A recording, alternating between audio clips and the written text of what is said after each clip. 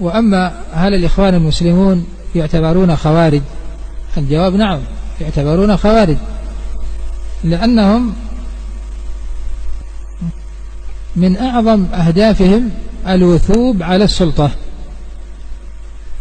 فإذا تمكنوا من الوثوب على السلطة بالانتخابات، بالديمقراطية، بالتحالف مع الأحزاب الموجودة ولو كانت علمانية أو قومية أو وطنية أو كيفما كانت، أو بالخروج المسلح على الحاكم. والواقع أكبر شاهد، فإن من نظر إلى تاريخ الإخوان المسلمين لوجدهم قد تتابعوا في الخروج على حكام المسلمين. الملك فاروق كان مسلما فخرجوا عليه وثوروا الناس عليه، ثم امتطاهم عبد الناصر وجعلهم سلما حتى مكنوه من الرئاسة ثم فتك بهم. وهكذا في عدة دول، ولا يخفانا ما يسمى بالربيع العربي اليوم من قادته ومن مثوروه إنهم الإخوان المسلمون، هم الذين أثاروا الشعوب وحصل من جراء ذلك من سفك الدماء والفتن وتسلط الأعداء الشيء الكثير. فكانت تحلم أمريكا بما وصل إليه عالمنا الإسلامي أو العربي بسبب هذه الثورات. وفي بلادنا اليمنية يعني حصلت الشرور العظيمة ولا تزال تحصل، وفتح المجال والأبواب على مصاريعها أمام أعداء الإسلام، يخططون وينفذون ويمكرون ويفعلون الأفاعيل، ونسأل الله سبحانه وتعالى السلامة والعافية. فهم خوارج، هم خوارج، لأن من مذهبهم الوصول إلى السلطة كيفما أمكن. ممكن يمدحون الحاكم إذا كانت المرحلة تقتضي الالتئام والتوافق مع الحاكم، يمدحونه ويصفونه بالأوصاف العالية، فإذا رأوا المصلحة الوثوب عليه ما أهون وما أيسر رميه بالتهم الكبيرة والألقاب الشنيعة، هذا كافر، هذا ملحد، هذا علماني، هذا شيوعي، وهذا وهذا وهكذا. فلهذا الإخوان المسلمون ليس عندهم مبدأ، الإخوان المسلمون ليس عندهم مبدأ. تكلمت في محاضرة الفردوس على الإخوان المسلمين في كلمة أنهم بلاء على الأمة، فأرسل لي بعضهم برسائل في الجوال يقول كيف تقول هذا، يعني رسائل طويلة، ويقول هؤلاء يقفون في وجه العلمانيين دائما. هؤلاء أصحاب الحماسات إذا أرادوا أن يخدعوا الشباب يقولون الإخوان المسلمون واقفون في وجه العلمانيين. هل هذا صحيح؟ هل هذا صحيح؟ ما هي العلمانية؟ ما هي العلمانية؟ ما هي مبادئ العلمانية؟ أليست كثير من مبادئ العلمانية يتبناها الإخوان المسلمون؟ الديمقراطية والحرية الفردية والحرية المطلقة والحرية للمرأة والدولة المدنية والتحالفات مع الأحزاب العلمانية والشيوعية، وليست هناك عداوة دينية بين المسلمين وبين اليهود والنصارى، والسعي في التقريب مع الرافضة. كل بلاء موجود يعني في الغالب أنك تجد في حزب الإخوان المسلمين. فما هي العلمانية التي يقفون في وجهها والآن نالوا ثقة الغرب؟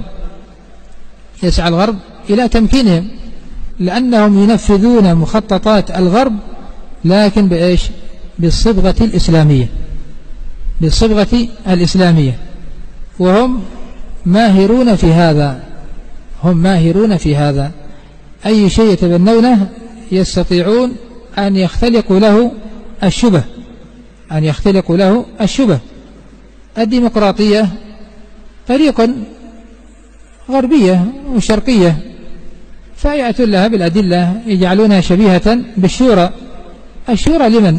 الشورى لأهل الحل والعقد من العلماء والعقلاء والفضلاء وكبراء القوم. ليست الشورى فيها المفسدون أو الخمارون أو أصحاب الدعارة أو تراك الصلاة أو النساء، أو يسوى بين المسلم والكافر، أفمن كان مؤمنا كمن كان فاسقا لا يستوون. ويقول سبحانه: أم نجعل الذين آمنوا وعملوا الصالحات كالمفسدين في الأرض أم نجعل المتقين كالفجار. والله سبحانه وتعالى يقول: وليس الذكر كالأنثى.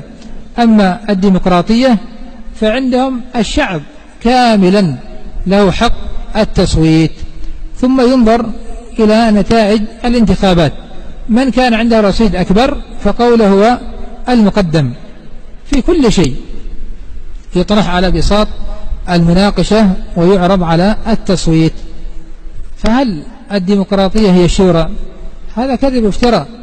فهم مستعدون أن يتعاونوا مع الأحزاب الشيوعية.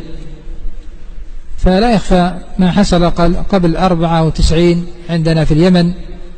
كان الزنداني قبل الوحدة سمعنا له الأشرطة يحذر أشد التحذير من الوحدة، وأخرج 6 أشرطة طارت كل مطار، وكانت قوية وحماسية، وكان آنذاك ساكنا في السعودية. أخرج 6 أشرطة فيها تحريض للشعب في الوقوف ضد الوحدة، لأن هذه الوحدة مع الشيوعيين، حماسية جدا، وفيها من محاولة الإقناع. ثم لما أنشئت الأحزاب ما هي إلا مدة وجيزة، وإذا به يدافع عن الديمقراطية، وما هي إلا فترة وإذا بهم يعقدون ميثاق الشرف مع من؟ مع الحزب الذي وصفه بأنه كافر وملحد، ومع جميع الأحزاب القومية والوطنية. وخلاصة ميثاق الشرف أنه لا يتكلم أحد على أحد، ولا يطعن أحد في أحد، ولا يكفر بعضنا بعضا. سبحان الله، انظروا إلى الانقلاب والدعوة إلى تداول السلطة بالطرق السلمية.